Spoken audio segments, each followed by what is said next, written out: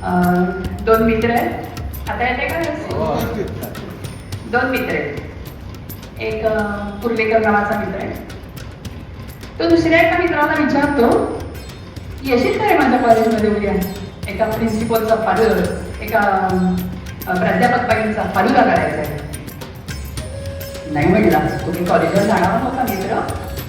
म्हटला नाही, मी आलो, काहीतरी गोचा झाला, मला बाहेर काढलं, अपमान केला. काही नाही रे, हे सगळे लोक प्राध्यापक नुसत्या पाट्या टाकत असतात, हे बिनधास्त जातात दोघे कॉलेजला. आत्ता तसा सन्नाटा आहे ना, तसाच सन्नाटा त्या वर्गात पसरलेला असतो. शांतता. काहीतरी विपरीत होणार आहे, काहीतरी घडणार आहे, असं कुठेतरी साधे मनात चालू. एवढ्या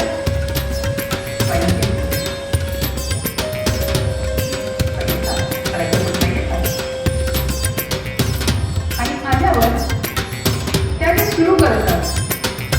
आर्ट्स कॉलेज आहे, शिक्षणाचा विषय आहे आणि अतिशय सुंदर शिकवणार आहे. त्यांना बघितल्यावर कारलेकर म्हणतो, मर गया. पक्की खात्री होते की आता काहीतरी नक्की वेगळं घडणार. जे काही ठरवलंय त्यापेक्षा विपरीत घडणार.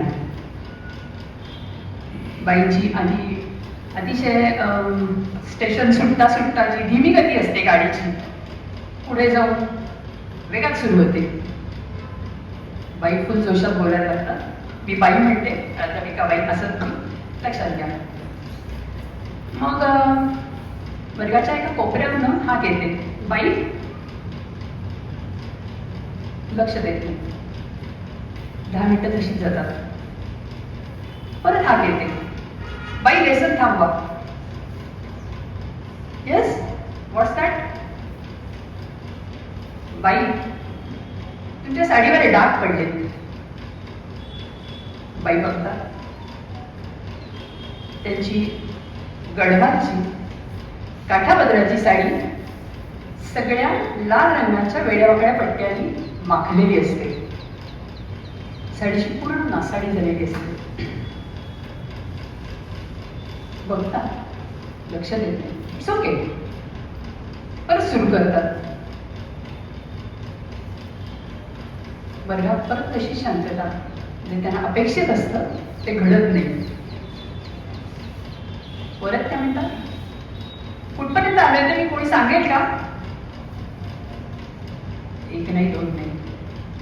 मुलांच्या जे मनात असतं ते घडत नाही. मग जिथे तुटलं होतं तिथे बाई जोडतात आणि परत सुरू होतात. म्हणजे एक प्रकारचं ते प्रकट चिंतनच असतं म्हटलं तरी चालेल. कशाची शुद्ध नसते त्यांना. की वर्ग आहे, समोर मुलं बसली आहेत, आपण बोलतोय, इतक्या त्या तल्लीन होऊन आत्मभान विसरून स्वतःच्या चिंतनात, प्रकट चिंतनात मग्न झालेले असतात. पण त्या मग्न झाल्यानंतर सगळं कॉलेजमधलं जागा असतं. पिऊन घंटेचा टोल देतो. बाई निघतात बाहेर जायला. हा घेते तिकडनं. जाऊ शकत नाही. का?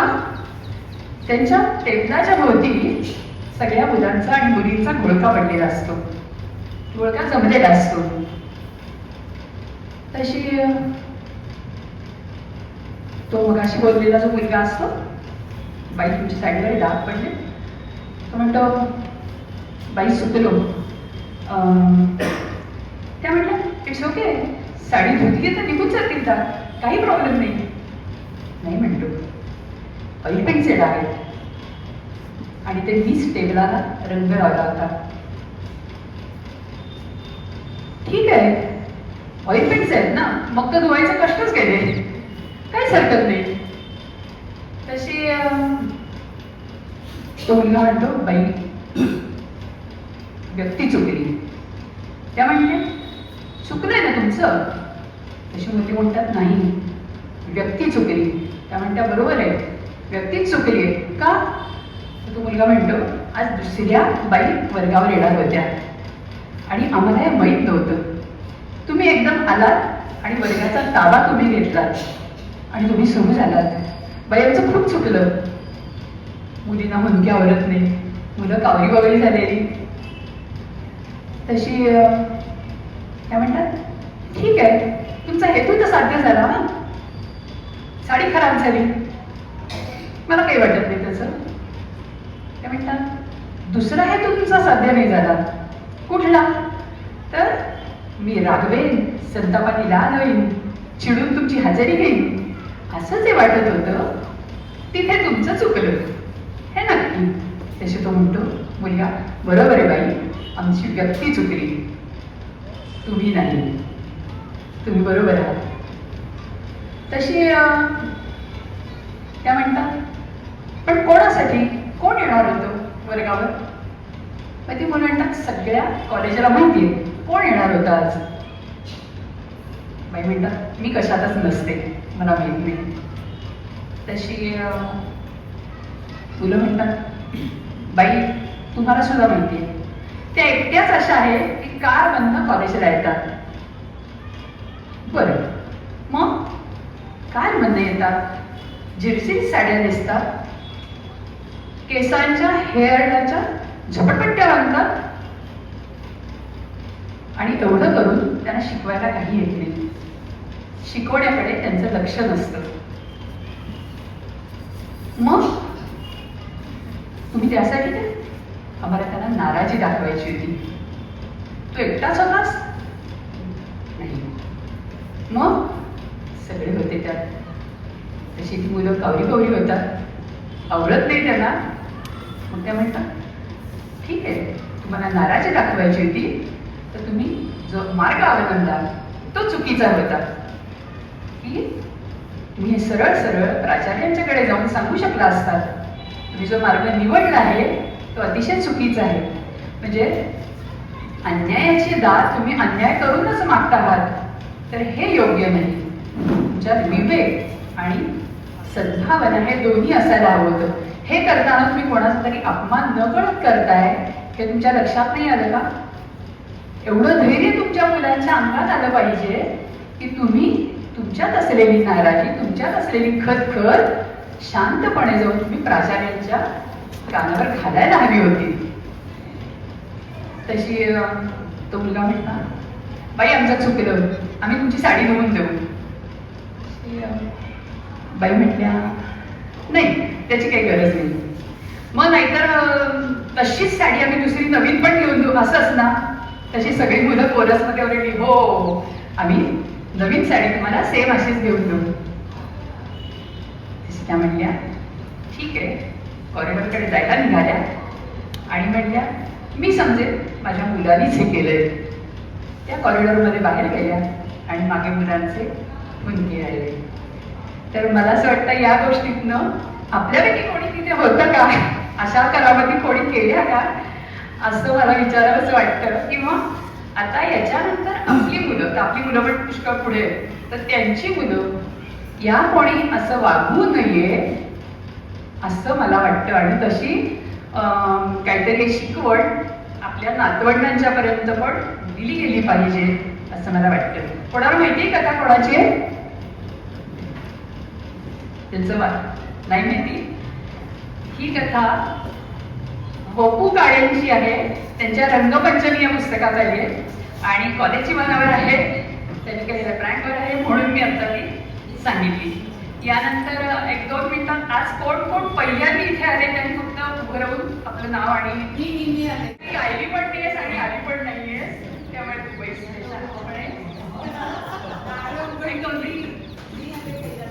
येस, आपण तुझं स्वागत करते. आधीची ज्योती राऊत आज पहिल्यांदाच आली आहे.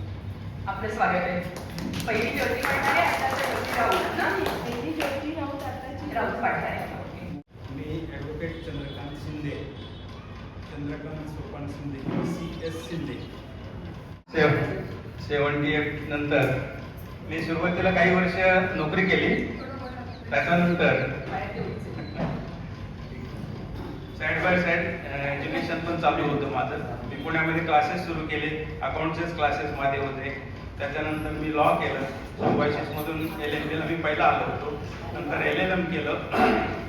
काही वर्ष मी सर्व्हिस केली बायफमध्ये आणि मग पुढे फुल टाईम क्लासेस आणि LLB मध्ये वकिलीची प्रॅक्टिस ह्याच्यामध्येच होतो. आजही वकिलीच्या प्रॅक्टिसमध्ये आहे. कॉलेज किंवा शिकवण्याच्या भानगडीमध्ये आता कुठे नाही, फक्त प्रॅक्टिस आहे की प्रॅक्टिस. मुलगाही वकील आहे माझा. मुलगी MBA झाली, तिचंही लग्न झालं आहे. पुण्यामध्ये नारायणपेठेमध्ये माझं ऑफिस आहे. दुसरं ऑफिस बानेरला आहे. तिसरं ऑफिस वडगाव मावळला आहे. राहायला नारायणपेठेमध्येच आहे. मोस्टली मी प्रॉपर्टीच्या मॅटर्समध्ये वकिली करतो. मी कृष्णकुमार जुन्नरकर 1978 ची बॅच. त्याच्यानंतर एक 2 वर्ष खाजगी आस्थापनांमध्ये सर्व्हिस केली. नंतर युनायटेड इंडिया इन्शुरन्समध्ये जॉईन झालो आणि 37.5 वर्ष तिथे सर्व्हिस केल्यानंतर 31 डिसेंबर 2017ला रिटायर झालो. आणि आता त्याच्यानंतर मी आता सिनियर इन्शुरन्स ॲडवायझर म्हणून सध्या काम बघतो माझ्या युनायटेड इंडिया इन्शुरन्स कंपनीचं. आणि खूप वर्षांनी आपल्या सगळ्यांना भेटून खरोखर खूपच आनंद झालेला आहे. आणि या अशा संधी वारंवार मिळत राहावं अशी माझी प्रार्थना. थँक्यू. आमचा एक टिमोनीचा हास्य क्लब आहे. हास्य क्लबचा वाढदिवस आनंदाने करू साजरा. हास्य क्लबचा वाढदिवस आनंदाने करू साजरा. आपल्या क्लबचे ब्रीदवाक्य चेहरा ठेवा हसरा. रात्री आकाशाच्या मंडपात असतात तारे. सकाळी व्यायामाला गोलात जमतात सारे. माझ्या सगळ्या प्रियजनांनी केली पार साठी. तरी सकाळी लवकर उठून येतात व्यायामासाठी. व्यायामाचा सारे कधी करत नाहीत कंटाळा. ऋतू कुठलाही असो, उन्हाळा पावसाळा हिवाळा. व्यायाम करताना बाईंची असते करडी शिस्त. म्हणूनच सगळे असतात हातवारे करण्यात व्यस्त. कधीतरी ठरते गोलात भोजन वा सहल. मग मात्र उरते साऱ्या जणांची एकच धांदल. व्यायाम करताना पानं आडून दिसते मोकळे आभाळ. व्यायाम करून घरी जाताना होते सर्वांची शुभ सकाळ. असा आमचा ग्रुप हसत राहू दे अखंड. परमेश्वरा सगळ्यांना दे आयुष्य उदंड. धन्यवाद. कधीतरी आयुष्यात अनोळखी माणसं येतात आणि आपल्या आयुष्याचा भागच बनून जातात. रक्ताच्या नात्यापेक्षाही ते आपल्याला जवळची वाटतात आणि अचानक एखाद्या वळणावर हात चटकून कधीही परत न जाणाऱ्या वाटेने निघून जातात. ती दूर निघून गेली तरी त्यांच्या आठवणी मात्र सतावत राहतात. आपल्या गर्वाने पिकाम शेवटी एक सांस्कृतिक ग्रुपचे शिल्पकार गुरुतुल्य कैलासवासी कुंदन तांबे यांच्या स्मृतीस सहृदय विनम्र अभिवादन. आई बाप बहीण भाऊ आत्या मावशी नाती रक्ताची. नातेवाईक मित्रमंडळी नाती प्रेमाची. पूर्वी साऱ्याच नात्यात माणसं बांधली होती. प्रेम जिव्हाळा आपुलकी माया ममता ओसंडून वाहत होती. मंदिरातील देवाचा नात्यांना मान होता. फायदा तोटा न पाहता माणसं अहोरात्र झिजत होती. वेळ काढून सुखदुःखात एकत्र जगत होती. स्वार्थाचं वारं फिरलं आणि नात्याचा देव पण हरला. जशी गरज तसे नात्याचे भाव ठरले. प्रेम माया जिव्हाळा आणि आपुलकीच्या छाताडावरच नात्यांचं दुकानाचा बाजार लागला. आता याच्याबद्दल ही कविता नाही बरं पुढे आहे. प्रथम माझी कविता म्हणजे कविताही नाही आणि लिखाणही नाही. माझी अशी वाचपळ बडबड आहे. हा असंच म्हणा काहीतरी, कारण मी कवी नाहीये. प्रथम मी या ग्रुपवर नव्हतो. आपला सायकलपटू दिलीप शिंदे कॉलेजमध्ये असताना आम्ही त्याला प्रेमाने डावऱ्या पुकारायचो. त्यानेच मला या ग्रुपवर आणून तुम्हा मित्रांच्या मैत्रीचा खजिना दिला. हे तुमचं मैत्रीच्या नात्याचं दुकान पाहून मला एक कविता सुचली. त्या कवितेचं नाव आहे नात्याचं दुकान. एकदा वाटेत भेटला दिल्या कोण काय तो आपला डावरे दे. कानाला धरून ओढत म्हणाला, गुपचूप ये माझ्या मागे. विश्वासाच्या माळावर भरलाय बाजार नात्यांच्या दुकानाचा, दिवाळीच्या फटाक्यांचा लागतो तसा. पहिल्या दुकानात आईवडिलांचं नातं गोठ्यातल्या दावणीला बांधलं होतं, घ्यायला कोणी तयार नव्हतं. भावाच्या दुकानात प्रवेश नव्हता, टांग आडवी लावली होती. पुढच्या दुकानात समान हक्क कायद्याचं पुस्तक बहीण वाचत बसली होती. नातेवाईकांच्या दुकानात कडी आतून लावली होती. एका दुकानात गर्दी फार होती, पाय ठेवायला जागा नव्हती. बायकोला खांद्यावर घेऊन कशी बशी वाट काढत प्रत्येक जण बाहेर पडत होता. वैतागून म्हणालो, सोड बाबा कान, जातो मी माघारी. म्हणाला, डावीकडे बघ, खरी गंमत तिथेच आहे. मोठमोठे मैत्रीचे ढीक उघड्यावर लागले होते. पाहून डोळे माझे दिपले होते.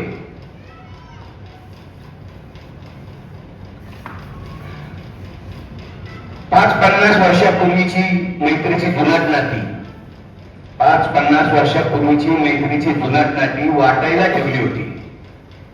शुद्ध सोन्याची कुंदन नाती तुळस फुलांच्या मंजिरीने सजवून ठेवली होती. तिथली नाती विकाऊ नव्हती, फक्त लिहून जोपासायची होती. शेप अंश नाती पोटात भरून मनातल्या बागेत लावून टाकली.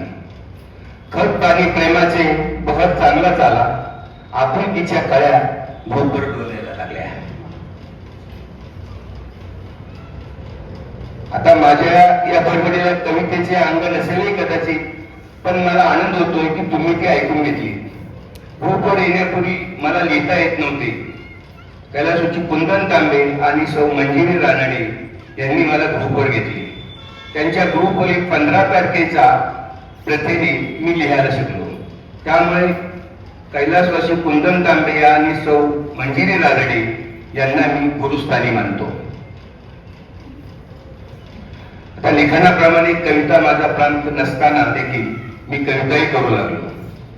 गझलकार सुरेश भट यांच्या गझलांनी प्रभावित झालेल्या सौ अर्चना लेले यांच्या मार्गदर्शनात कविता गझला वाचता वाचता मीही कवी झालो. आणि आता सौ अर्चना लेणे या अशी कुंदन तांबे आणि सौ मंजिरी रानडे याप्रमाणेच मला गुरुस्थानी आहेत. महासरस्वतीच्या मंचावर गुरुला अनन्य साधारण महत्व असते. विद्येची देवता महासरस्वती आणि गुरुशिवाय विद्या नाही. या विद्येची डिग्री मंचावर गुरुचा उल्लेख आदरार्थीच केला पाहिजे. समाजात, साहित्य क्षेत्रात, लिखाणात कवींना माझ्या लेखनाला काहीचे स्थान नसले तरी मला किंचितही दुःख नाही, किंबहुना मला त्याची अपेक्षाच नाही. माझ्या मित्रांची दाद माझ्यासाठी परमानंद आहे. माझ्या बाळगूत लिखाणाला आणि बडवणीला डोक्यावर घेऊन कौतुकाच्या वर्षा करताय यातच मी खुश आहे. मित्र, माझा स्वभाव कसा आहे, जवळची व्यक्ती आजारीत आहे किंवा आजारी आहे समजते की मी त्या व्यक्तीला भेटल्याशिवाय मला चैन पडत नाही. वो मुझे पसंद करता है या नहीं, उसके मन में मेरे प्रति लगाव है या नहीं, ये सोचे बगैर उसके पास पहुंच जाता हूं. कधी कधी मला अंत्यसंस्कार व दशक्रिया विधीसाठी स्मशानभूमीत जावे लागते. आता इकडे पुण्यामध्ये नाही पाहायला भेटत, पण आमच्याकडे एक प्रथा आहे. दशक्रिया विधी उरकेपर्यंत जमलेल्या लोकांना समाज प्रबोधनाच्या नावाखाली महाराजांना प्रवचनासाठी बोलवले जाते. महाराज येतात, प्रवचन झोडतात, लोक भावुक होतात, प्रसंगी रडतातही. पण तेवढ्या पुरते. स्मशानभूमीच्या बाहेर पडल्यानंतर जैसीची स्थिती. वर्षानुवर्ष चाललेल्या स्मशानभूमीतल्या प्रवचनाने सुधारलेला एकही माणूस मी आतापर्यंत पाहिलेला नाही. आई वडिलांना न सांभाळणारे महाराजच प्रवचनात आई वडिलांची महती गातात. आई वडिलांना न सांभाळणारे महाराजच प्रवचनात आई वडिलांची महती गात असतील, तो लोक सुधारणार तरी कसे. त्यावरही मला जे सुचलं ते मी लिहिलेलं आहे. त्या कवितेचं नाव आहे पितृपक्ष. गुंततो स्मशानभूमीच्या प्रवचनात चुकून मी जेव्हा. याचं प्रवचन झालं की तिथं जबरदस्तीने ऐकावं लागतं. गुंततो स्मशानभूमीच्या प्रवचनात चुकून मी जेव्हा, सगळेजण अस्तित्व स्वतःचे हरवून बसतो तेव्हा संचित प्रारब्ध आणि कर्म नशिबावर येऊन थांबते तेव्हा पाप पुण्य आणि कर्म समाज बाणावर येऊन थांबते तेव्हा आई वडिलांची महती बेबीच्या देठापासून महाराज गातात तेव्हा कळतच नाही डोळ्यासमोर श्रावणबाळ उभा राहतो तेव्हा आईच्या प्रसव यातना ममता बाळाला मोठे करण्यासाठीचे कष्ट माझ्या कर्तव्याला ढोसतात तेव्हा शेळ्या सुक्या घासाविना वर गेलेल्या बापासाठी पूर असूनच्या डोळ्यात तेव्हा पितृपक्षात मात्र खीर पुरी सह पंचपक्वांनी घासाला जेव्हा बाप जेवल्याच्या आनंदात उंबऱ्या बाहेरच्या आईला सवयीने विसरलो तेव्हा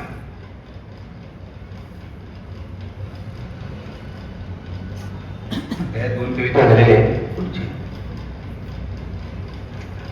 आपल्याला एखादी व्यक्ती आवडली तर तिची परवानगी न घेता कुणालाही न भेटा मनापासून प्रेम करावं एकतर्फा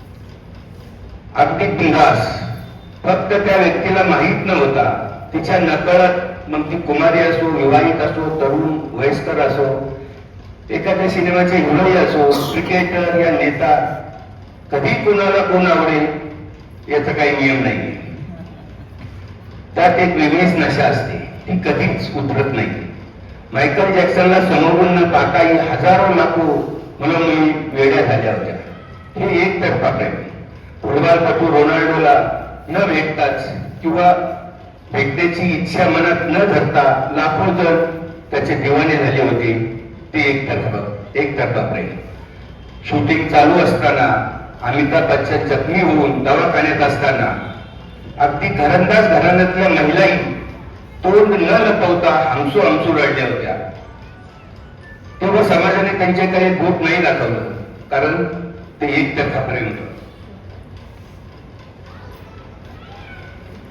शाळेत असताना मुलांच्या खिशात हेमामालींचे फोटो मी पाहिले का हेमामाली त्यांना मिळवायची होती नाही ते त्यांचे एकतर्फा प्रेम होते उत्तम कुमार उत्तम दत्त शर्मिला टगोर आणि प्रेमा नारायण यांचा अमानुष पिक्चर पाहिल्यावर मला उत्तम कुमार आवडायला लागला होता तो आज तागायत आवडतोय प्रेमाच्या बाबतीत आपली खूपच हसत होते ते माहित आहे का प्रेम म्हटले की दोन जणांचे एकमेकांच्या शरीरांप्रती वासनायुक्त आसक्ती त्यामुळेच प्रेम नावाचा शब्द बदनाम झालाय शब्दाची व्याख्याच बदलून गेली प्रेमात काही घ्यायचंच नसतं प्रेमात फक्त द्यायचं असतं मग ते प्रेमी युगल असो आई वडिलांप्रती बहिणीप्रती भावाप्रती मित्रमैत्रिणीप्रती व समाजाप्रती असो काही ना काही स्वार्थ डोळ्यासमोर ठेवून केली जातात ती वासनेची झालर असलेली प्रेमाची नशा माणसाला सुख समाधान देत नाही नेहमी बैचेनीत ठेवते एकतर्फा प्रेमात दिसणाऱ्या पाहण्याचा भेटण्याचा व बोलण्याचा प्रश्नच नसतो पण कसली आली जीवाची बेचैनी घालमेल तगमग आणि भीती डोळे राखून अंतर्मनाने न्याहाळा अगदी मनाचे समाधान होईपर्यंत ना तिला काय वाटेल याची भीती ना समाजाची भीती प्रत्यक्षात एकदा दिसली भेटली बोलली तरी मनाचे कुठं समाधान होतच नाही ती परत भेटेल का ही शंका मनात असतेच एकतर्फा प्रेमात तसं काही नाही एकदा डोळ्या मिटले की ती समोर होती बरं मला उशीर झालाय मी जाते म्हणण्याचा प्रश्नच येत नाही खरं असणारे प्रेम फक्त आणि फक्त एकतर्फा प्रेमातच करता येते बाकी सब बहाना एकतर्फा प्रेम करण्याची धमक ज्याच्यात असते ते लोक एकतर्फा चेष्टेचा विषय बनवतात आता ती एकतर्फा प्रेमाची कविता आहे माझी पुढे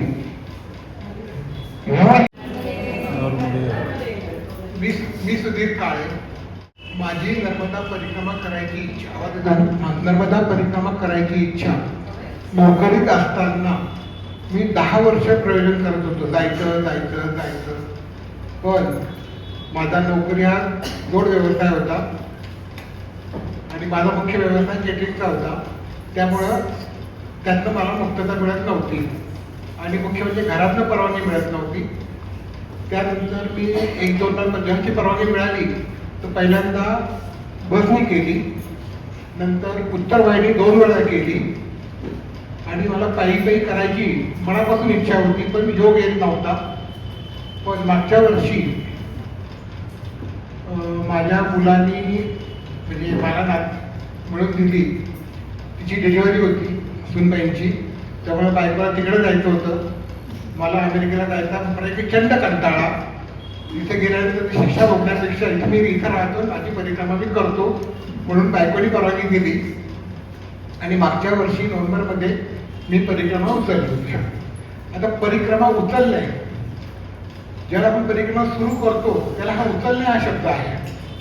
आणि परिक्रमा जी आहे ही नर्मदा मैयाची परिक्रमा, नर्मदा नदीची परिक्रमा, तिचं एकंदर अंतर जे आहे ते साधारण 2860 ते 2890 किलोमीटर पूर्वीचं होतं.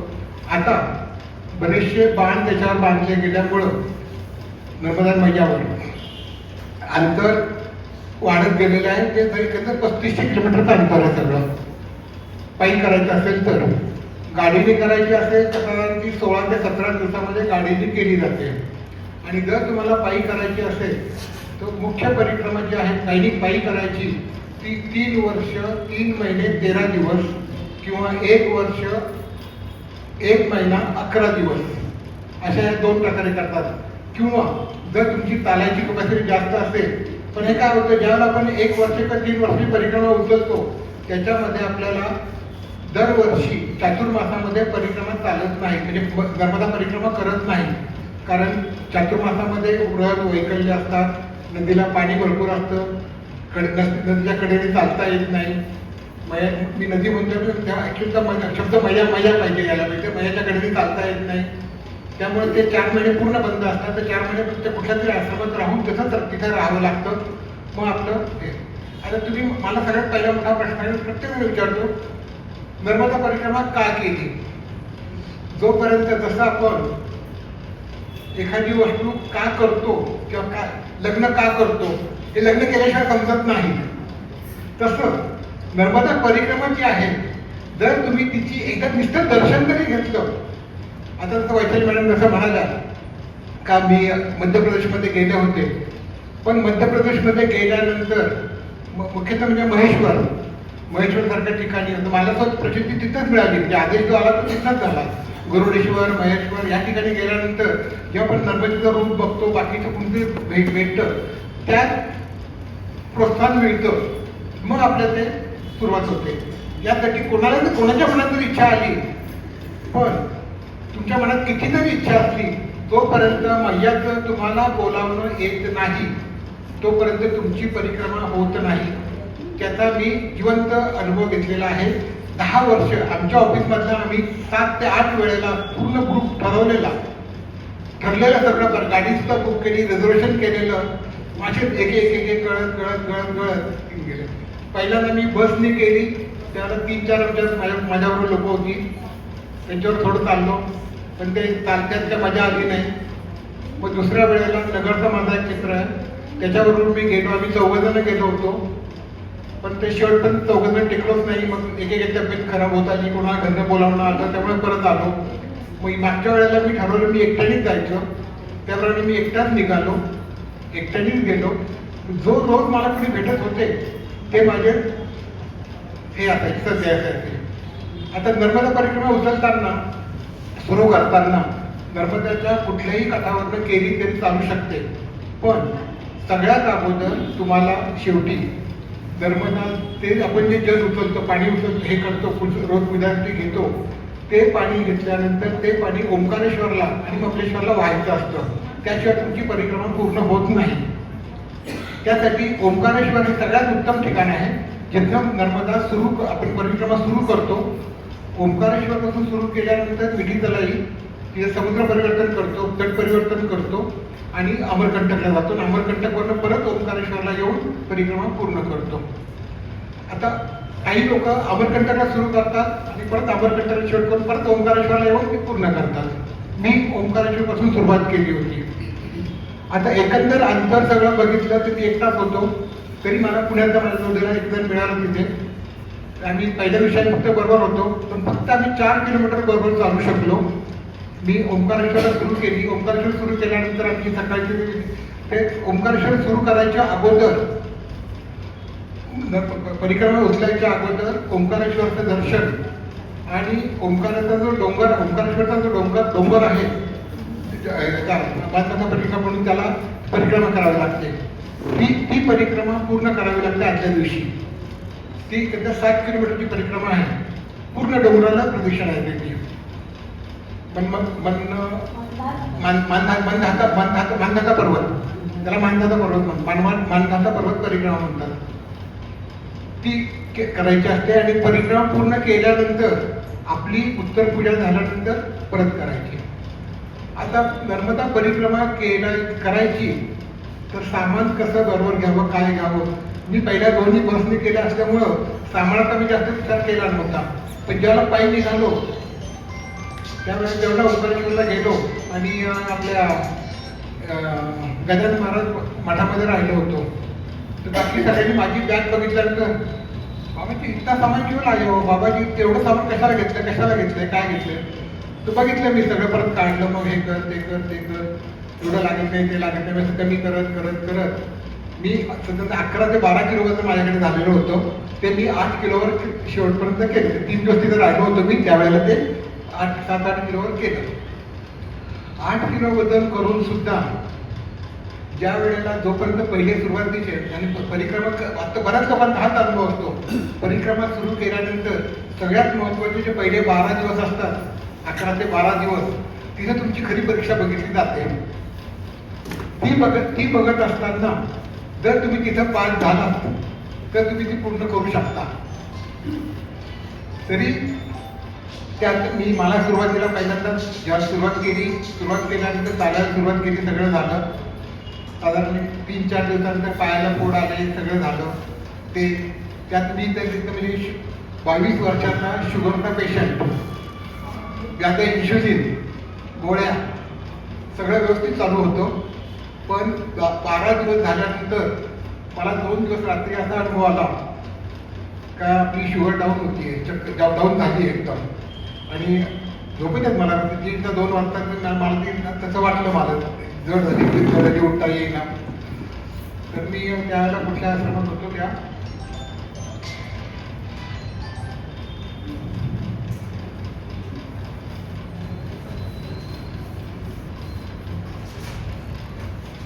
नारायण महाराज म्हणून त्यांचा आश्रम होता.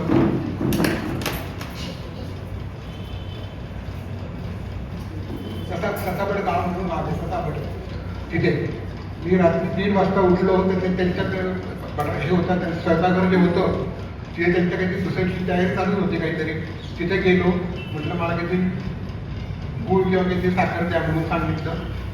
तेवढं उठायच्या अगोदर मी माझ्याकडे गुळाचा काढा होता, तो गुळाचा काढा खाल्ला. 3 मिनिटांचे पुढे खाल्ले, पाणी प्यालो आणि उठून त्याच्यापर्यंत गेलो. मग एवढं मोठी अर्धा कप साखर पाणी टाकून तशी प्यालो. मला थोडं तरतरीत वाटली.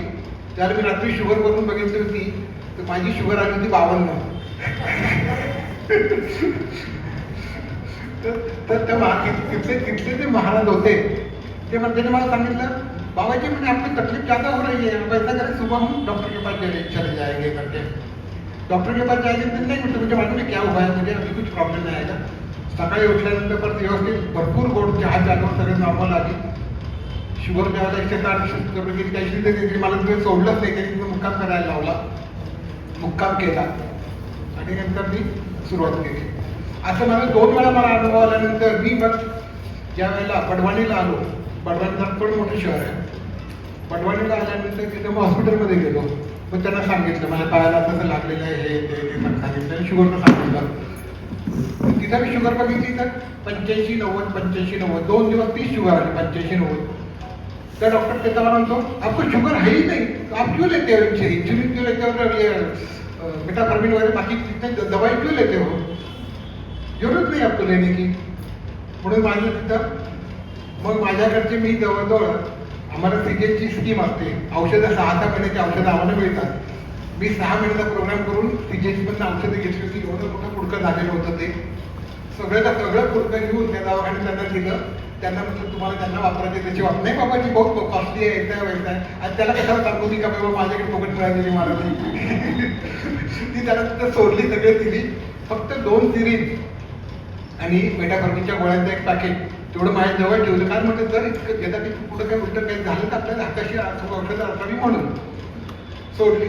पण आत्ता मयाची हे म्हणून सांगतो का त्या दिवशीपासून आता 10 महिने होऊन गेले, माझी शुगर बिलकुल नॉर्मल आहे. अशी टोटल मी माझ्या याच्याप्रमाणे त्याला माझ्या ॲपलचं घड्याळ फोनवर होतं तर मी एकंदर 1768 किलोमीटर मी पायी चालतो. आणि बाकी त्याच्यावर बोलण्यासारखं भरपूर आहे, पण सगळेच अनुभव तुम्हाला सांगत बसलं तर मला ते खूप वेळ करत आहे. मी त्याच्यामध्ये 5-7 मिनिटाचीच वेळ मागितली होती. मॅडम मला कमी 10 मिनिटं बोला. Thank you very much. गुरुर् ब्रह्मा गुरुर्विष्णू गुरुर्देवो महेश्वरा गुरुर् साक्षात परब्रह्म तस्मै श्री सद्गुरुवे नमः. सर्वप्रथम मी हे ज्यांना सुचलं आणि ज्यांनी ते काढलं पायावरती त्यांचं अभिनंदन आणि धन्यवाद देईन. आपल्या ग्रुपमध्ये मी पाहिलेलं आहे म्हणजे कायम जेव्हापासून मी आपल्या भेट मेळाव्यानं येतोय की त्या प्रसंगानुरूप तिथे आपल्याला चित्र आढळलं. त्या सर्व व्यक्तींचं अभिनंदन आणि धन्यवाद. प्राध्यापक जयंत नार्वेकरांबद्दल मी थोडंसं 10 मिनिटात जितकं शक्य आहे तितकं सांगेन. तर मी ज्यावेळेला आयोगात जॉईन केलं होतं, मी 21 मार्चला जॉईन झालो होतो आणि 30 का 31 मार्चला एक ज्युनियर आले होते माझ्याकडे, बाई होत्या त्या, आणि त्या मला म्हणाला की सर मला ते PPF मध्ये 2000 रुपये टाकायचे इन्कम टॅक्स करता, माझ्याकडे पैसे नाही आहेत, बँक बंद झालेली आहे आणि असं शेवटचं दिवस तर तुम्ही मला पैसे द्याल का?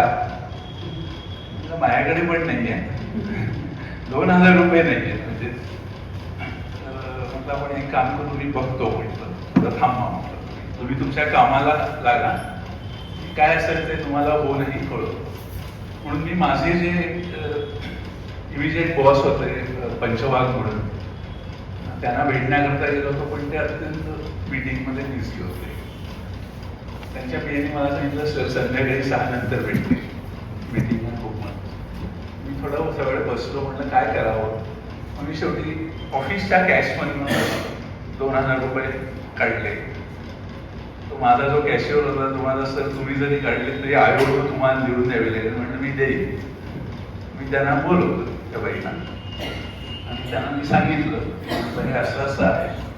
त्या मला म्हणाले म्हणून नाही दिलं तरी चालेल, मला काय जास्तीत जास्त टॅक्स भरावा लागेल त्याच्यावर, पण तुम्ही एवढी रिस्क घेऊ नका. म्हटलं नाही असू दे, तुमचा हेतू चांगला आहे, उद्या तुम्ही मला सकाळी आल्या पैसे द्या म्हणजे मी भरेन. ठीक आहे म्हणाले. त्यांची पण मी आयुष्या मागे सही घेतली, पैसे मिळाले. आणि नेमक्या त्या दिवशी संध्याकाळी इंटर्नल ऑडिटर आले, त्यांनी कॅश व्हेरिफिकेशन केलं तर 2000 रुपये त्याच्यावर त्यांनी हंगामा केला. आणि जेवढे सिनियर्स होते त्या सगळ्यांना त्यांनी ईमेल टाकून, त्याला ईमेल आलेली होती म्हणजे आयुगात स्पेशली सगळ्यात प्रथम आयुगात ईमेल आलेली होती म्हणजे पुण्यामध्ये. तो अर्नेट नावाचा एक प्रोजेक्ट होता गव्हर्नमेंटचा, त्याबद्दल परत केव्हा तरी सांगितलं त्या प्रोजेक्ट. पण आणि मग खूप हंगामा झाला. मला असं आरोपीच्या पिंजऱ्यात उभ्या झाल्या की जणू काही मी अपहार केला आहे. आणि हे सगळं झालं आणि मग ते प्रकरण नारेकर साहेबांकडे गेलं. त्यांनी सगळ्यांचं म्हणणं ऐकून घेतलं असेल आणि मग मला बोलत म्हणजे काय झालं देशपांडे, सगळं त्यांना सांगितलं. मी म्हटलं आणि त्या बाईचा पण दोष नाहीये, त्यांनी असं असं सांगितलं. ओके ठीक आहे. त्यांनी ती एक स्टँडिंग कमिटी ऑन ऍडमिनिस्ट्रेशन अशी तिथे कमिटी होती, त्याचे चेअरमन आणि बाकीचे मेंबर्सना त्यांनी बोलवलं. मी अकाउंट्स ऑफिसर असल्यामुळे तो त्या कमिटीकडे रेफर झाला आणि पुन्हा एकदा त्यांनी ते सगळं ऐकलं. एक फॉर्मल प्रोसेस म्हणून त्यांनी ती कम्प्लीट केली आणि मग ते म्हणाले आता मी बोलू सगळ्यांसोबत. ते म्हणजे त्यांनी काय चूक केलंय, तुमच्या रूल्स मध्ये ते बसत नसेल, पण रूल्स कोणा करता येतात. आपण नियमांचा गुलाम व्हायचं त्या नियमाने आपलं गुलाम व्हायचं. त्यांनी रूळ जरी तोडला असला तरी तो कोणाला तरी मदत करण्याकरता तोडलेला आहे. आणि पैसे काही पळून गेलेले नाहीयेत, देशपांडे पळून गेलेले नाहीयेत, त्या बाई पळून गेलेल्या नाहीयेत, त्यांनी पैसे आणून दिले दुसऱ्या दिवशी. त्यामुळे असले गोष्टी आणू नका. आणि जरी पुन्हा त्यांनी नियम मोडले तरी माझा पाठिंबा राहील जोपर्यंत ते कोणाला तरी मदत करतात आणि संस्थेच्या भल्याकरता काम करतात. हा माझा त्यांचा पहिला अगदी असा एक अनुभव की त्यांचं म्हणणं होतं की नाही, तुम्ही माणुसकी दाखवा पाहिजे. नियम आहेत, नियम त्यांच्या जागी आहेत, पण माणूस. त्याच्या आधी थोडं जॉईन व्हायच्या आधीचा एक अनुभव सांगतो. आता जॉईन झाल्या लगेच मी जसं आता वैशाली म्हणाली की आपण सगळे डॉक्टर जयंत नारळीकर असंच म्हणतो, म्हणजे माध्यमांमध्ये सुद्धा तसंच येतं काय. तर एक दिवस मला पंचवार होते, पंचवार साहेबांनी मला सांगितलं, देशपांडे तुम्हाला एक सांगून ठेवतो, त्यांना डॉक्टर म्हटलेलं आवडत नाही. म्हटलं का? कोणी असं आहे, मी पण त्यांना ते डॉक्टरच म्हणायचो, पण त्यांनी मला एक दिवस सांगितलं की डॉक्टर म्हणजे काय, PhD झालेले असतो आम्ही काय मेडिकल डॉक्टर नाही. आणि डॉक्टर हे कोणीही होतं, म्हणजे तुम्ही मास्टर डिग्री केली तर त्याच्यानंतर तुम्ही PhD झाला की तुम्ही डॉक्टर झाला, पण प्राध्यापक व्हायला अनेक वर्ष मेहनत घ्यावी लागते आणि भरपूर ज्ञान मिळवायला लागतं. म्हणजे तुम्ही पण त्यांना डॉक्टर करू नका. पण ते असं हा एक अनुभव सांगितला. माझ्या इंटरव्ह्यू मध्ये मी त्यांना कमिटीला सांगितलं होतं की माझ्या आधीच्या त्याच्या आधी मी एका बिर्ला ग्रुपमध्ये होतो आणि त्याच्या आधी एक आता जी आघाडकर रिसर्च इन्स्टिट्यूट म्हणून ओळखली जाते, जी त्यावेळेला Maharashtra association for the cultivation of science अशी, तिथे मी काम केलं होतं. आणि तिथला माझा अनुभव काही फार असा उत्साहदायी नव्हता, आनंददायी नव्हता. आणि मी ते इंटरव्ह्यू मध्ये सांगितलं होतं की बाबा मला त्यांनी विचारलं की जर तुमचं सिलेक्शन झालं तर तुम्ही जॉईन व्हाल, लगेच जॉईन व्हाल का? इथलं वातावरण कसं आहे त्याच्यावरती अवलंबून आहे. मग तेवढं म्हणजे काय, इथलं वातावरण जर अकाउंट्स आणि प्रशासनाला तेवढेच महत्व देणारं असेल आणि त्यांना तुच्छ लेखणारं नसेल तर जॉईन नाही. आणि त्यामुळे तुम्ही असं का म्हणताय म्हटलं, कारण माझा आधीचा अनुभव कसा आहे की शास्त्रज्ञ हे अकाउंट्स ऍडमिनला कचरा समजतात. ते बहुधा मला वाटतं कमिटीतल्या मेंबर्सनी त्यांना कानावर घातलं असावं. म्हणून मी जेव्हा त्यांना भेटायला गेलो पहिल्या दिवशी, ते जॉईनिंग केल्यानंतर मी जॉईन झालो ते वेगळ्या कारणाने झालो. माझ्या वडिलांनी खूपच मला हे केलं की जबरदस्तीच केली आपण असो, प्रेमाची जबरदस्ती.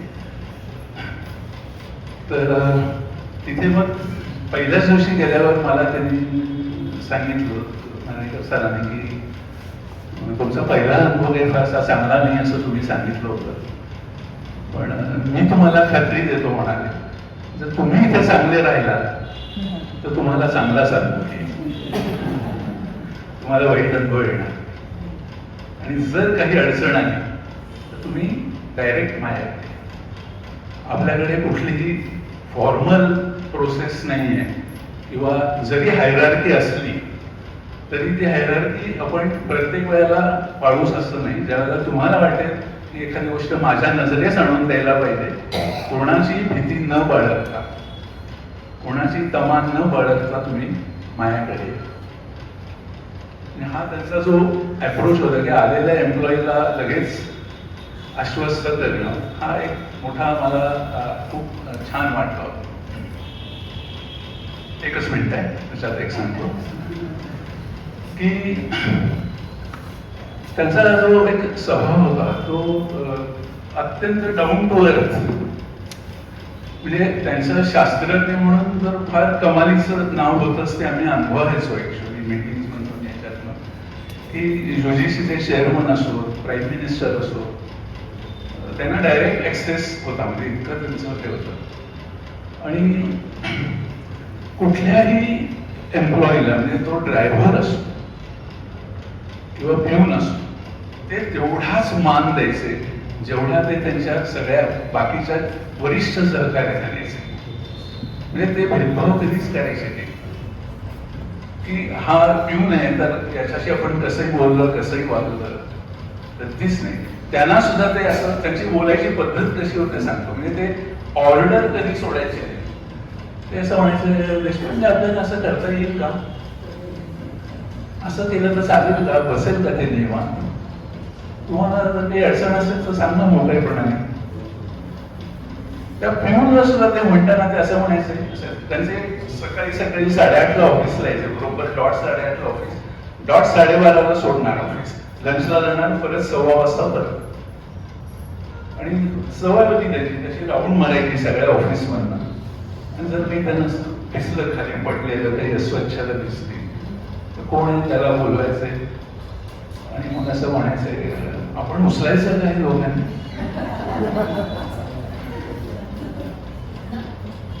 म्हणजे त्या माणसाला तो इतका खजील व्हायचा. त्यामुळे आपलं घरासारखं आपण स्वच्छ राखलं पाहिजे नाही का. म्हणजे इथे आपण घरी स्वच्छता राखतो की नाही तसंच म्हणे आपलं ऑफिसही स्वच्छ पाहिजे आणि आपलं मनही स्वच्छ पाहिजे. धन्यवाद.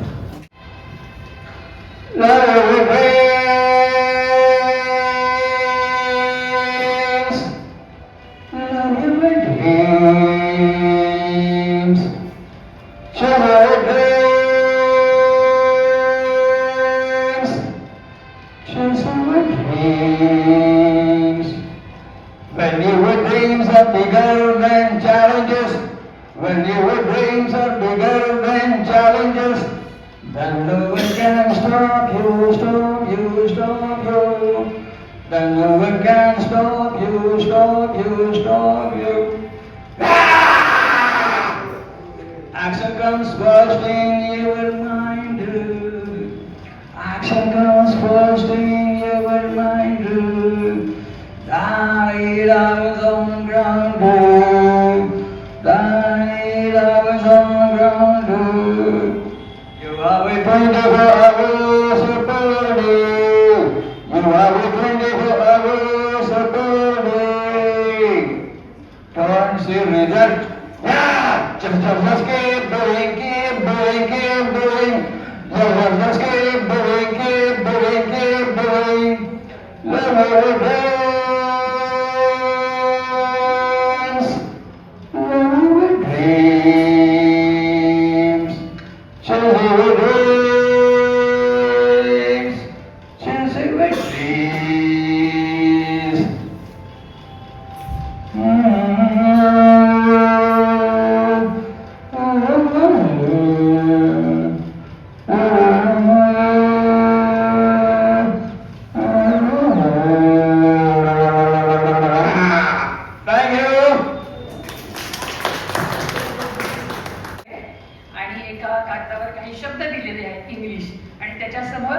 मराठी अर्थ लिहिण्यासाठी जागा सोडलेली आहे.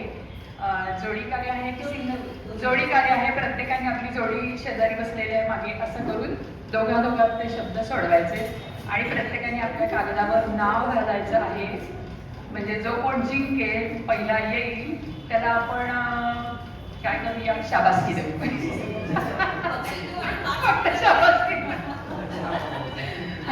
बरं पहिला चहा त्याला देऊया असं त्याला दिला वाटेवर. तर आपण तो खेळ खेळूया. हा आणि नाही दिल्यानंतर 5 मिनिटं प्रत्येकाने पेन पेन्सिल काय आणलाय काय दोघा जोडी करून तुम्ही तुमच्या मागे जोडी घ्या. मार्गशीर्ष महिन्यात आपण सर्वजण एकत्र जमलो आहोत. सगळ्या महिन्यांमध्ये मार्गशीर्ष हा श्रेष्ठ महिना समजला जातो.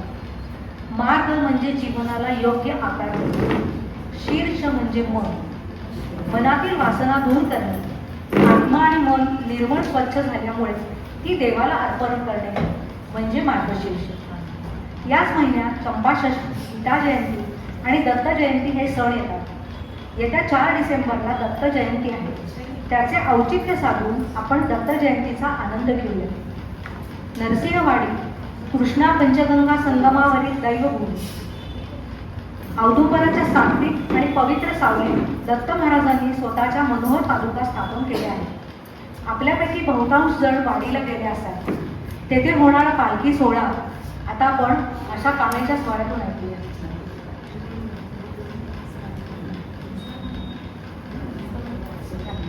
Hello hello. गुरु ब्रह्मा गुरु विष्णू गुरुदेव महेश्वरा गुरु साक्षात परब्रह्म तस्मै श्री गुरवे नमः. दिगंबरा दिगंबरा श्रीपादवल्लभ दिगंबरा दिगंबरा दिगंबरा श्रीपादवल्लभ दिगंबरा. निघालो घेऊन दत्ताची पालखी निघालो घेऊन दत्ताची पालखी. आम्ही भाग्यवान आनंद निधान आम्ही भाग्यवान आनंद निधान. झुलते हळूच दत्ताची पालखी झुलते हळूच दत्ताची पालखी. निघालो घेऊन दत्ताची पालखी. दिगंबरा दिगंबरा श्रीपादवल्लभ दिगंबरा दिगंबरा दिगंबरा श्रीपादवल्लभ दिगंबरा. वाटवळणाची जीवाला एवढी दिसते समोर नरसोबाची वाडी. वाटवळणाची जीवाला एवढी दिसते समोर नरसोबाची वाडी. डोळ्यात गंगा जाहली बोलकी डोळ्यात गंगा जाहली बोलकी. निघालो घेऊन दत्ताची पालखी निघालो घेऊन दत्ताची पालखी. आम्ही भाग्यवान आनंद निधान आम्ही भाग्यवान आनंद निधान. झुलते हळूच दत्ताची पालखी झुलते हळूच दत्ताची पालखी. निघालो घेऊन दत्ताची पालखी निघालो घेऊन दत्ताची पालखी. दिगंबरा दिगंबरा श्रीपादवल्लभ दिगंबरा दिगंबरा दिगंबरा श्रीपादवल्लभ दिगंबरा दिगंबरा दिगंबरा श्रीपादवल्लभ दिगंबरा.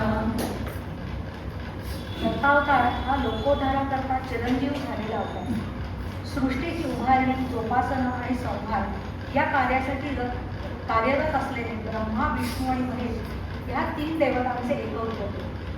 3 शिरे 6 हात सवे धेनू आणि श्वान अशी त्यांची ओळख. दत्त सहवासातील धेनू हे पृथ्वीचे आणि 4 श्वान हे वेदांचे प्रतीक समजले जातात. दत्त जयंतीच्या निमित्ताने श्री गुरुचरित्र श्री गुरु लीलामृत श्री दत्तबोध श्री दत्त महात्म्य या ग्रंथांचे पारायण करतात. भक्तांवर अनुग्रह करण्यासाठी दत्त संचारी आहेत. अधर्म आणि असत्याचा नाश करून क्षीण होऊ पाहत असलेल्या जनमानसात ते सामर्थ्य निर्माण करतात. दत्त महाराज योगीराज आहेत. त्यामुळे अंगात प्रचंड उष्णता म्हणून औदुंबर या शीतल वृक्षाखाली त्यांची वसती. अतिशय प्रिय हिना अत्तर. अंगी चंदनाचा लेप आणि भस्म. भस्म म्हणजे राख. राख होणे म्हणजे कोणतीच भावना शिल्लक न राहणे. भस्म अंगाला लावणे म्हणजे शरीराने मनाने भावनेच्या बंधातून मुक्ती. पूर्वी गाणगापूरला भस्माचा डोंगर होता. कर्नाटकातील कुलबर्गी जिल्ह्यातील हे प्रसिद्ध शक्तिपीठ. भीमा अमरच्या संगमावर बसलेले गाणगापूर. नरसिंह सरस्वती महाराज दत्तांचे दुसरे अवतार त्यांचे स्थान, जिथे दत्त महाराजांच्या निर्गुण पादुका आहेत. त्याचे स्थान महात्म्य आता आपण स्नेहा पडकेच्या अनुभवातून ऐकूया. स्थान महात्म्य मिळाली, पण मी ॲक्च्युली स्थान वाचन नाही तर माझा एक छोटा अनुभव सांगणार आहे गाणगापूरला गेल्याचा. साधारणपणे 10-15 वर्ष झाली असती असतील. आम्ही गाणगापूरला गेलो होतो.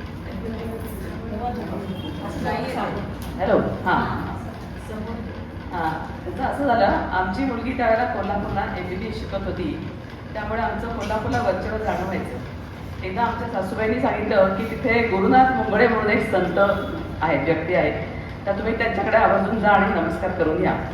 त्याप्रमाणे आम्ही अंबाबाई मंदिराजवळ असलेल्या त्यांच्या हॉलवर दर्शनाला गेलो. थोडा वेळ बसलो डोळे मिटून ध्यान करायचं, आणि नंतर त्यांना नमस्कार केला. तेव्हा ते सहजच त्यांच्या कोल्हापुरी ढंगात म्हणाले, एकदा गाणगापूरला जाऊन या की. आम्ही ठीक आहे म्हटलं. तो विषय तसाच राहिला, पण नंतर तो विषय डोक्यात घोळत होता की कधीतरी गाणगापूरला जायचं. मग एकदा असंच आम्ही पुण्याहून कारने गाणगापूरला जायला निघालो. आधी सोलापूरला एक दिवस मुक्काम केला. दुसऱ्या दिवशी सकाळी अक्कलकोटला गेलो. अक्कलकोटला स्वामी समर्थांच्या समाधीचं दर्शन घेतलं, आणि दुपारी साधारण 12-12:30 असेल कदाचित, आम्ही पुढे निघालो गाणगापूरला जायला. पुढचा तो रस्ता अक्कलकोट ते गाणगापूर अतिशय खराब होता. कदाचित महाराष्ट्राची बॉर्डर संपत होती आणि कर्नाटकची बॉर्डर सुरू होत होती म्हणून असेल, पण तो असा दुर्लक्षित रस्ता होता. त्यामुळे इतका तो पट्टा असा त्रासदायक झाला, खाचखळ्याने भरलेला होता की अंग दुखायला लागलं. कधी एकदा वाट संपते असं झालं. मनात दिगंबरा दिगंबराचा जप करत राहिलो. खूप वेळ लागला. गाणगापूरला पोहोचलो तेव्हा सूर्यास्त होऊन गेलेला होता. गाणगापूर तसं लहान खेडं वाटत होतं, आणि नेमकी वीज गेलेली होती.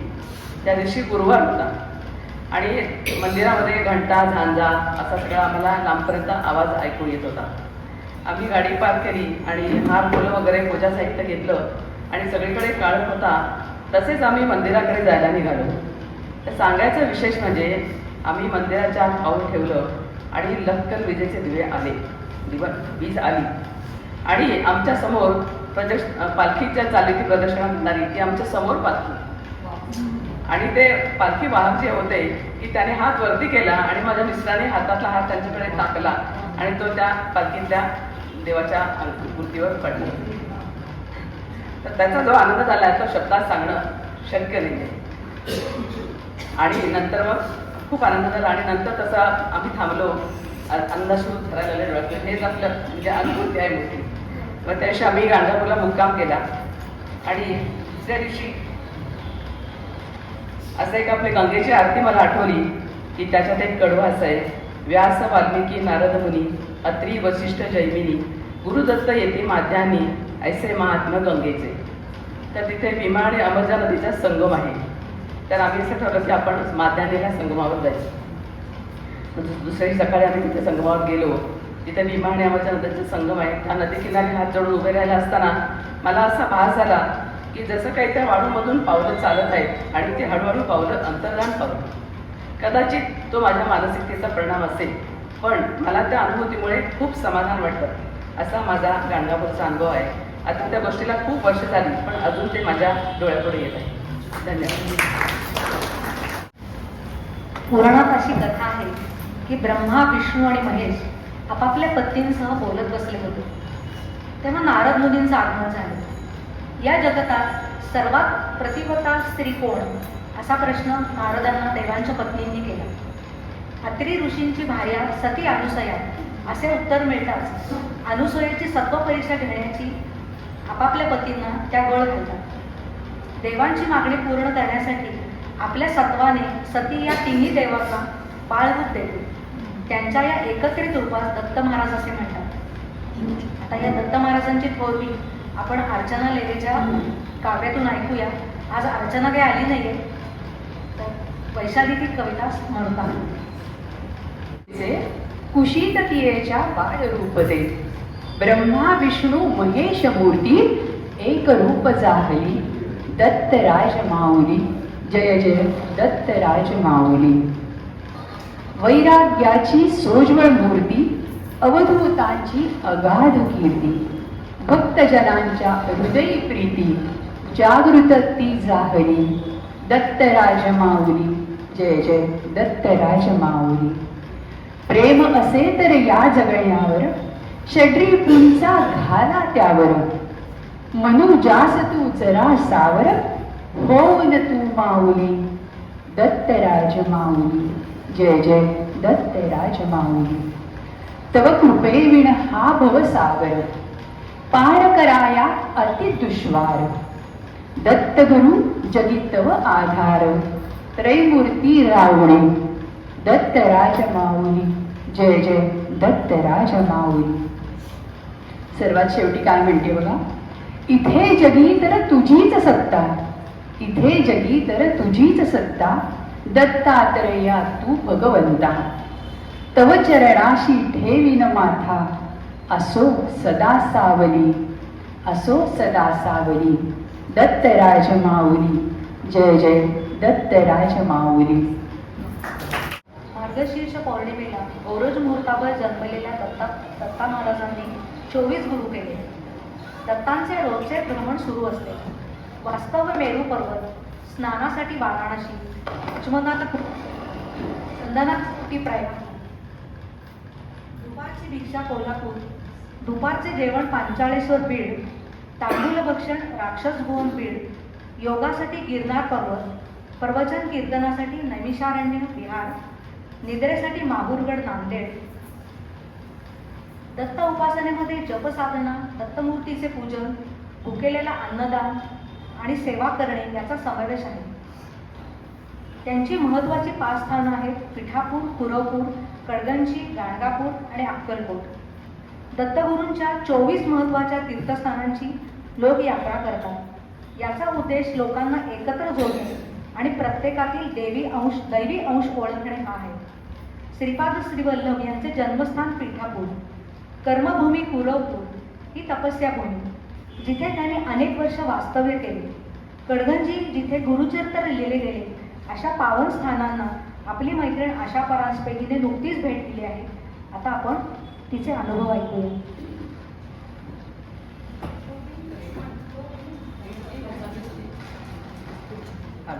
हॅलो.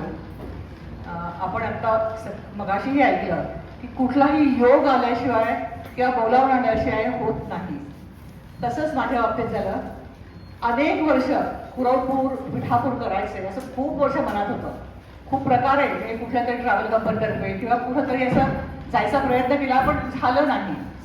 आणि अचानक एक दिवस आम्ही घरचे सगळे बसलो होतो तर मी इच्छा व्यक्त केली की मला पिठापूरला खूप वर्षापासून जायचं आहे. तर माझ्या नंदेने पटकन हो म्हटलं की जाऊया. म्हणजे इतकं पटकन ठरल्यानंतर चला जेवढे निघतील अमुक एक तारीख ठरवली, जेवढे निघतील तेवढे जाऊ. आधी 10-12 जण होतो. मग नंतर कोणा प्रत्येकाच्या अडचणी, नोकरी करणाऱ्यांच्या अडचणी असं करत करत 5 जण राहिलो. ठरवलेल्या दिवशी आम्ही निघालो. इथूनच गाडी केली. गाडीला ड्रायव्हरही छान मिळाला होता कारण त्याला माहिती होतं सगळं. ठरवलं होतं की सकाळी निघाल्यानंतर जेवढं पुढे जाऊ तेवढं आपण जायचं, मध्ये कुठे थांबायचं नाही. म्हणून जेवणाचं वगैरे जे आहे तेही बरोबर घेतलं होतं की जास्तीत जास्त प्रयत्न करू. पण एक अशी दैवी गोष्ट असते किंवा काय, एखाद्याला आपण डावलून पुढे जातोय असं काहीतरी होतं. तसंच त्या ड्रायव्हरला अक्कलकोटच्या आधी असं वाटायला लागलं की थोडी विश्रांती घेऊ. आणि त्यांनी सांगितलं की आता अक्कलकोट येते, आपण थोडं थांबूया, मलाही थोडी विश्रांती हवी आहे, तुम्ही दर्शन घेऊया आणि प्रसाद घ्या. म्हणजे आम्ही ठरवलेलं नव्हतं पण ते इतकं छान दर्शन झालं तिथे की जसं स्वामींनी बोलावून घेतलंय. आम्ही आत गेलो. खूप कमी गर्दी होती त्यामुळे निवांत स्वामींच्या समोर बसलो. म्हणजे खरं तर इतकी गर्दी असते नेहमी, जस्ट दर्शन होतं पण आम्हाला छान बसून तिथे काही थोडं म्हणता आलं, प्रसाद घेतला आणि पुढे निघालो. म्हणजे हे सगळं असं करवून घेतलं जातं असं आम्हाला तेव्हा खूप फील झालं. तिथून निघालो आम्ही पुढं रायचूर. म्हणजे असं ठरवलं होतं, कुठलंही काहीही प्लॅनिंग नव्हतं आमचं, कुठलंही बुकिंग नव्हतं. आपण निघायचं, दर्शन व्यवस्थित घेऊन आपल्याला जिथे थांबता येईल तिथे थांबायचं, होईल सोय होईल असं मनात धरून निघालो. रायचूरला निघालो होतो तर एकदम विषय निघाला की कडगंजीला जाऊया. मला तर त्यातलं मला खरंच माहीत नव्हतं. मग नंद्याने सांगितलं अगं तिथे गुरुचरित्राची मूळ प्रत आहे, मोठं दत्ताचं मंदिर आहे, म्हणजे छान योग आला. मग असा विषय गाडीत निघाल्यानंतर ड्रायव्हरही म्हणाला जाऊया आपण. आणि मग तिथून आम्ही कडगंजीला गेलो. तर कडगंजीला हे सायनदेव साखरे महाराज यांचं एक सायनदेव दत्तात्रय निवास आहे. तिथे गुरुचरित्र लिहिलं गेलं आहे. पण एक छोटीशी आठवण म्हणजे मला ती चांगली वाटली नाही म्हणून मी खरं असं बोलते. तिथे गावकरी आणि तिथले पुजारी जे किंवा तिथले मंडळी असेल, त्यांचे कोण कारभारी असतील, त्यांच्यात वाद झाले होते आणि 8 दिवस जवळपास दत्तगुरूंचं ते देऊळ बंद होतं. म्हणजे इतकं म्हणजे वैर किंवा काय असावं की त्याची पूजाही झालेली नव्हती.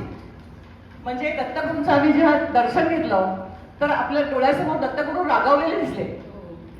म्हणजे असं बघितल्यानंतर कधीही पूर्वी वाटलं नव्हतं असं की एखाद्या दत्तगुरूंचं कसं आपण कुठेही दर्शन घेतलं की असं प्रसन्न चेहरा असतो किंवा प्रसन्न आपल्याला चित्र डोळ्यासमोर राहतं. पण तिथे आम्हाला ना असं थोडेसे रागावलेले किंवा असं छान नाही वाटलं. म्हणजे काय म्हणजे माणसं आता दत्तगुरूंचंही असं म्हणजे करतात हे फार वाईट वाटलं. पण त्यातूनही असं झालं की पुढे गेल्यानंतर त्या तिथल्याच गुरूंनी सांगितलं, भटजींनी सांगितलं की इथं मागच्या बाजूला त्यांचं राहायचं ठिकाण जे आहे तिथे याची मूळ प्रत आहे, गुरुचरित्राची मूळ प्रत आहे. ते फार मोठं आम्हाला अनोखी हे होतं, कारण कधी मनात स्मरलंही नव्हतं की असं काही पाहायला मिळेल.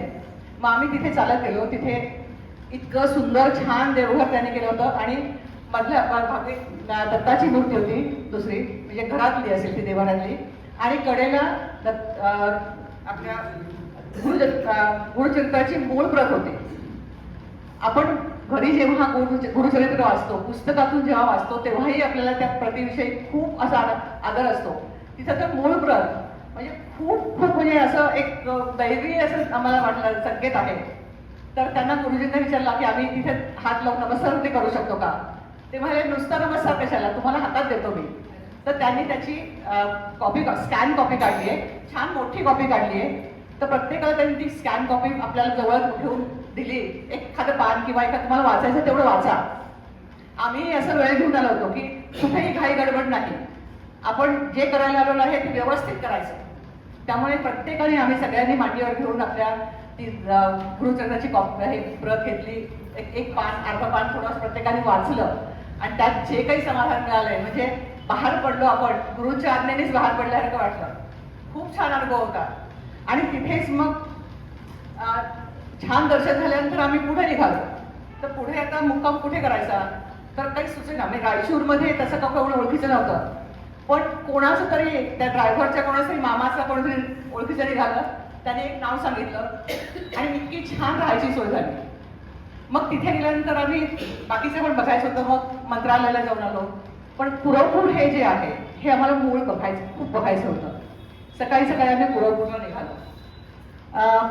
आधी छोटासा रस्त्यात छोट्या गल्लीतून आम्ही गेलो, कारण गुगलने त्यांना छोट्या गल्लीतून रस्ता काढला होता आणि त्यामुळे खूप लवकर पोहोचलो. मग बोटीतून गेलो. बोटीतून गेल्यानंतर पुढे तिथे ट्रॅक्टर्स आणि ट्रॉली ठेवलेल्या होत्या. तर मी आपलं मजेने म्हटलं की हाही अनुभव घेऊया. तर घरातले तसे म्हणजे बाकीचे जरा वयस्कर होते, मेहुणे वगैरे होते, दंड होती, ती माझ्याकडे नाही त्यांनी त्रास होतो. म्हणजे चला तर खरं कधीतरी अनुभव घेऊया. आपल्यासाठी थांबले असेल कदाचित ते, त्यांनाही थोडंसं उत्पन्न मिळतं आपल्यामुळे, म्हणून आम्ही बसून गेलो. गेल्यानंतर साधारण 11च्या सुमारास आम्ही तिथे पोहोचलो. पोहोचल्यानंतर पाहिलं तर फार गर्दी नव्हती. मग आम्ही जे काही बरोबर सामान आणलं होतं, नेलं होतं, उपकरणं नेलं होतं आणि वाती नेल्या होत्या तुपाच्या आरतीसाठी, नैवेद्य नेला होता. तर गेल्यानंतर गुरुजींना दिलं. तर त्यांनी इतके प्रसन्नपणे ते घेतलं आणि आमच्या समोर त्याची घडी उघडली आणि दत्तात्रयाला नेसवलं. जो काय अनुभव मिळाला ना, म्हणजे आपण कल्पनाच करू शकत नाही की एवढं छान दर्शन होऊन आपण दिलेलं सगळं लगेच दत्तात्रयाने नेसवलं जाईल. ते मला हेच घेऊन पालखी निघेल नंतर रात्री ह्याच तुमच्या ह्याच्यात. आणि मग म्हणाले बसा तुम्ही 10 मिनिटं, आरती व्हायची आहे, आता नैवेद्य आहे, 10 मिनिटं इथं बसून तुम्ही छान चिंतन करा, आरती होईल आणि प्रसाद घेऊन जा. म्हणजे हे जसं आमंत्रण, म्हणजे हे दर्शन तिथे मूर्तीसमोर बसून आपण एक 10 मिनिटं जप करतोय, नंतर आरती करतोय आणि हे सगळं इतकं छान अनुभव आला मला, म्हणजे वर्णनच करू शकणार नाही. तिथे एक गुहा पण आहे. त्या गुहेत टेंबे स्वामींची गुहा आहे ती. तर त्याच्यात पूर्वी जाऊ द्यायचे, पण आता सध्या काहीतरी तिथे साप वगैरे निघाले असल्यामुळे ती बंद होती. पण तरीही तिथे आपण जाऊन स्पर्श करून त्या आपण जे करतो ते केल्यानंतर इतकं छान वाटलं, म्हणजे असं काय अनुभूती जी आली ती मी अजून वर्णनच करू शकणार नाहीये. खरं तर आमच्या प्रवासात असं होतं की तिथून निघाल्यानंतर हैदराबादला जायचं, हैदराबादवरून रामोही सिटीला जायचं, म्हणजे तिथे आता तिथं गेलोच आहोत. पण आमचं हे पिठापूरचं म्हणजे कुरवपूरचं दर्शन झालं. नंतर आम्ही पिठापूरला गेलो. पिठापूरला ही अगदी समोरच आम्हाला राहायची सोय झाली होती. त्यामुळे पहाटे 5 वाजल्यापासून आम्हाला ते तिथले मंत्र जागर, तिथले सगळ्या आरती सगळ्या ऐकू येत होत्या. सकाळी 7 वाजता आम्ही गेलो, छान बसून दर्शन झालं. आणि त्या काळात सकाळी सकाळी गर्दी पण नव्हती जास्ती. अभिषेक करायचा होता तर अभिषेकाचं त्यांनी सांगितलं ठीक आहे 8-8:30ला अभिषेक सुरू होईल आणि होईल. तिथेही छान 1.5 तास जवळपास ते अभिषेकाचं आमचं सगळं चाललं होतं. म्हणजे असं समोर आपल्या पालकांना ते छान चंदन लावतायत, ते स्मरण करत आपण दिलेली सगळ्या गोष्टी म्हणजे फुलं वगैरे जे वाहत आहेत, म्हणजे कुठलीही गोष्ट ते बाजूला ठेवत नाही. तर बसल्या बसल्या असं डोक्यात आलं की दत्तात्रय आहेत, खरं तर घरी रोज आपण पिवळी फुलं वाहतो, आज एकही फुल मिळालं नाहीये असं मनात आलं. आणि इतक्यात एक तिथले राहणारे गृहस्थ होते, परडीमधून फुलं घेऊन आले, म्हणाले घरची फुलं आहेत आणि पिवळी छान तिळाची फुलं त्यांनी आणून दिली. म्हणजे काय असतं ना, ते अनुभूती जी आहे की मनात इच्छा झाली आणि ती मिळालं. असं सगळं इतका छान आमचं म्हणजे दर्शन आणि सगळं प्रसाद मिळाला आम्हाला तिथे. तिथून निघालो तर हैदराबादला आम्ही नंतर आलो. तिथून आम्ही रामोजी सिटीला जाणार.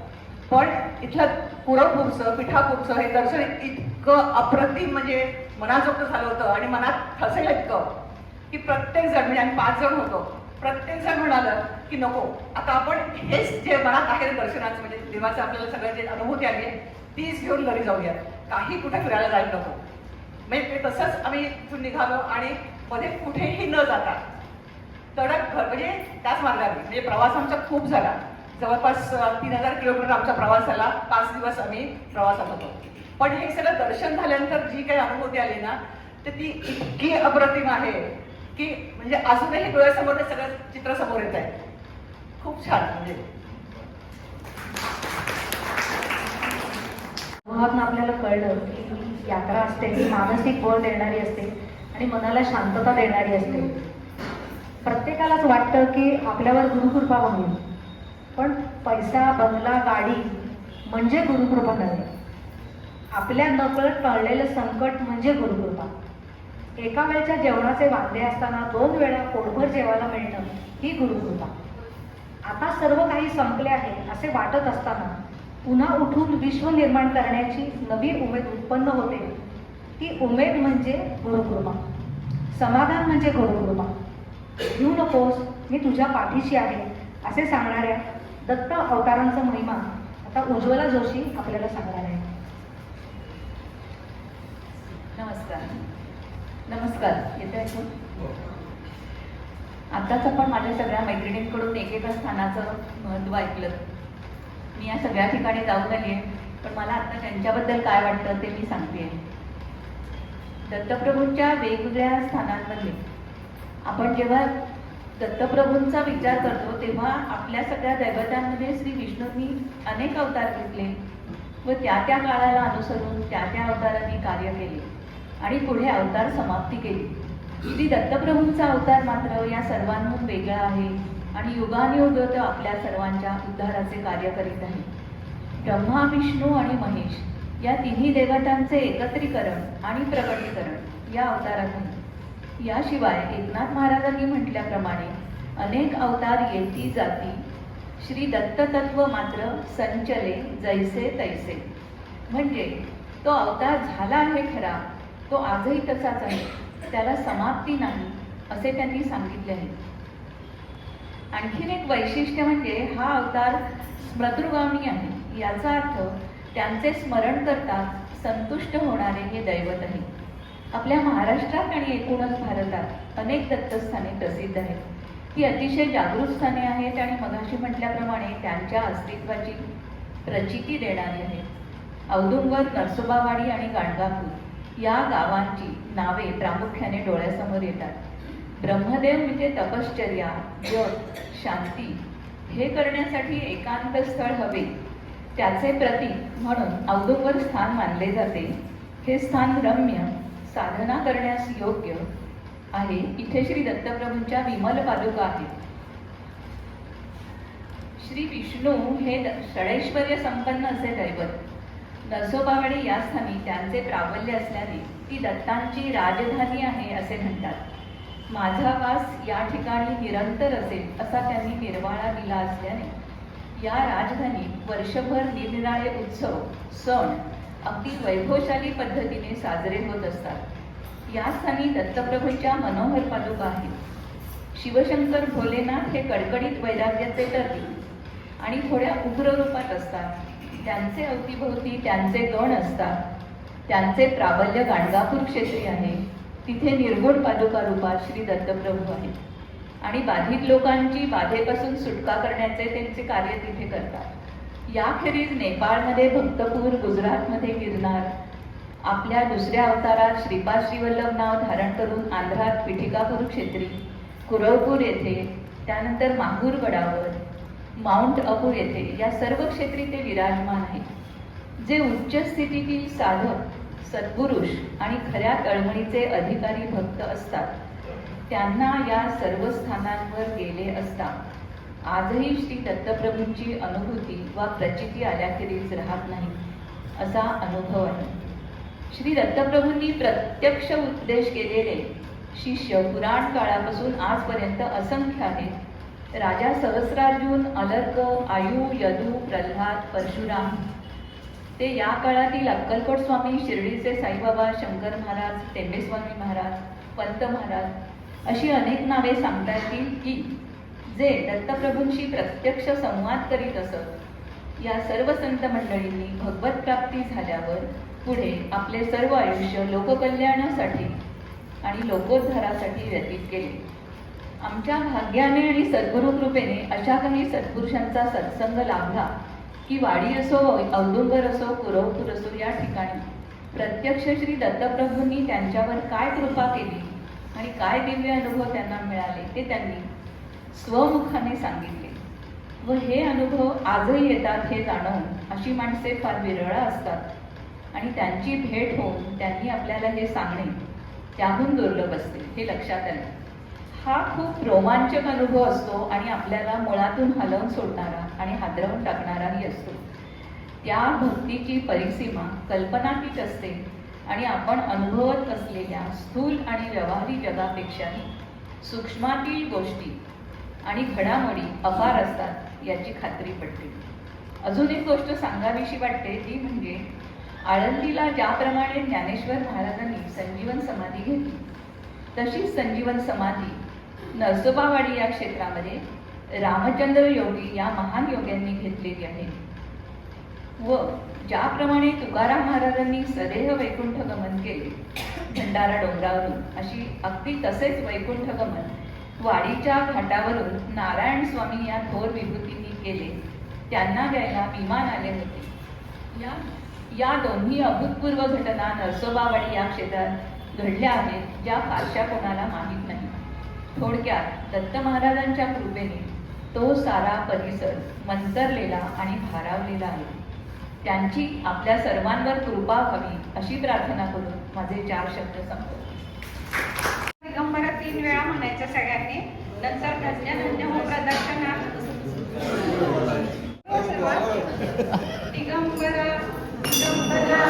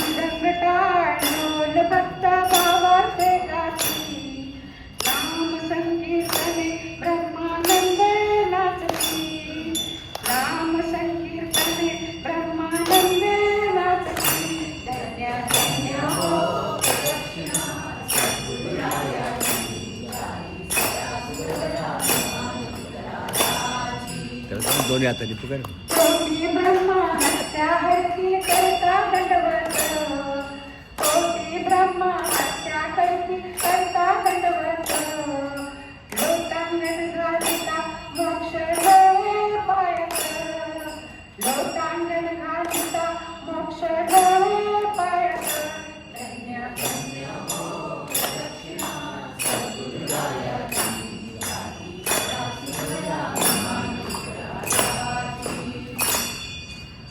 भजनाचा महिमान कळे अगमानी कमासी, गुरुभजनाचा महिमान कळे अगमानी कमासी, अनुभवते जानकी जे गुरुपतीचे रहिवासी, अनुभवते जानकी जे गुरुपतीचे रहिवासी, धन्य धन्य हो प्रदक्षिणा सद्गुरुरायाची,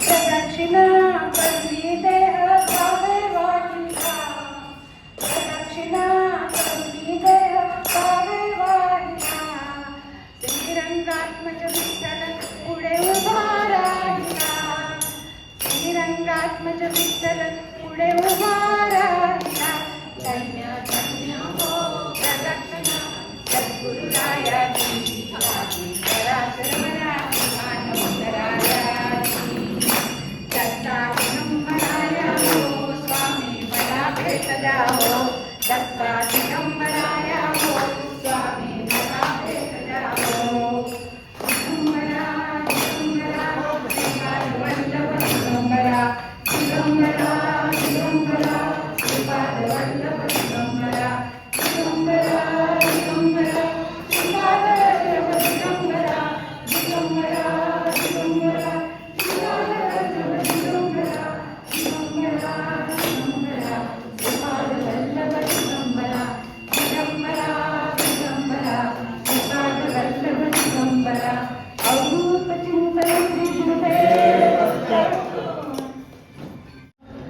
मन रे गुरुचरणी विश्राम, शांती सुखाचे धाम, शांती सुखाचे धाम, मन रे गुरुचरणी विश्राम, पोतामनीची शांत वादळे पूर्वीचे ते दिसे आदळे, पोतामनीची शांत वादळे पूर्वीचे ते दिसे आदळे, जीवन जगतो तृप्त मनाने, जीवन जगतो तृप्त मनाने, नुरली कसली वाट, नुरली कसली वाट, मन रे गुरुचरणी विश्राम, शांती सुखाचे धाम, शांती सुखा